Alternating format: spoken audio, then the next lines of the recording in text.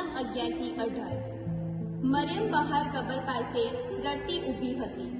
રડતા રડતા તેણે કબરમાં નીચા નમીને જોયું તો ઈસુનું શબ જ્યાં મૂકેલું હતું ત્યાં સફેદ વસ્ત્રધારી બે દેવદૂતો બેઠેલા હતા, એક ઓશિકે અને બીજો પાંગતે। તેમણે તેને પૂછ્યું, ભાઈ, તું કેમ રડે છે? તેણે કહ્યું, કારણ તેઓ મારા પ્રભુને લઈ ગયા છે અને તેમને ક્યાં રાખ્યા છે તેની મને ખબર નથી। એટલું કહીને પાછું ફરીને જોતા તેને ઈસુ ઊભેલા દેખાયા, પણ એ ઈસુ છે એમ તે ઓળખી ન શકી। ઈસુએ તેને કહ્યું, ભાઈ, તું કેમ રડે છે? તું કોને શોધે છે? આ મારી છે એમ ધારીને તેણે કહ્યું, ભાઈ, તમે જો એમને ઉપાડી ગયા હો તો મને કહો કે તમે તેમને ક્યાં રાખ્યા છે, એટલે હું તેમને લઈ જઈશ। ઈસુએ તેને કહ્યું, મરિયમ।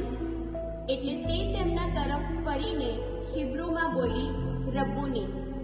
ઈસુએ તેને કહ્યું, મને વળગીશ નહીં, હજી હું પિતા પાસે ઉપર ચાલ્યો ગયો નથી, પણ મારા ભાઈઓને જઈને કહેજે કે હું મારા પિતા અને તમારા પિતા, મારા ઈશ્વર અને તમારા ઈશ્વર પાસે ઉપર જઈ રહ્યો છું। મગદલાની મરિયમે આવીને શિષ્યોને જાણ કરી કે મને પ્રભુના દર્શન થયા છે અને તેમણે મને આમ આમ કહ્યું છે। આ પ્રભુની વાણી છે, તે આપણો આધાર છે। આજના શુભ સંદેશમાં આપણને જોવા મળે છે ઈસુના પુનરુત્થાન પછી ઈસુ સૌપ્રથમ મગદલાની મરિયમને દર્શન આપે છે। મગદલાની મરિયમ સવારમાં ઈસુની કબર પાસે જઈને રડતી હોય છે અને તે ઈસુના શબને શોધી રહી હોય છે। જ્યારે ઈસુ ત્યાં આવીને તેને પૂછે છે, તું કોને શોધી રહી છે? તું શા માટે રડે છે?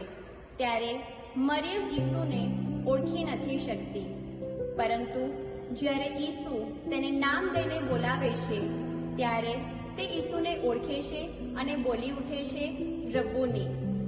જ્યારે ઈસુ મરિયમને નામ દઈને બોલાવે છે ત્યારે એ વાત પરથી આપણને એક સંદેશો પણ મળે છે કે ઈસુ ભગવાન આપણ સૌને આપણા નામથી ઓળખે છે।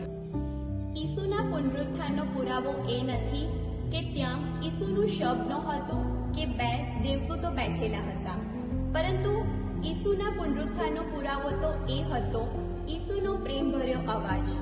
જ્યારે ઈસુ મરિયમને તેના નામ દઈને બોલાવે છે ત્યારે મરિયમ ઈસુને ઓળખી જાય છે।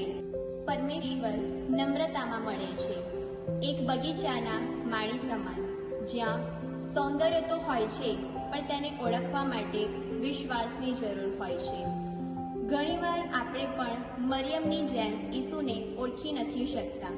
આપણે વિચાર કરીએ કે કેટલી વાર ઈસુ ભગવાન આપણને બોલાવી રહ્યા હોય છે, પરંતુ આપણે તેમનો અવાજ સાંભળતા નથી અને તેમને ઓળખતા નથી।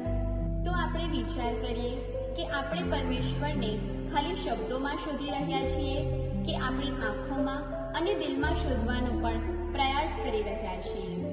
આજના શુભ સંદેશમાં છેલ્લે ઈસુ ભગવાન મરિયમને કહે છે, જા અને મારા ભાઈઓને જઈને કહે કે હું જીવતો છું।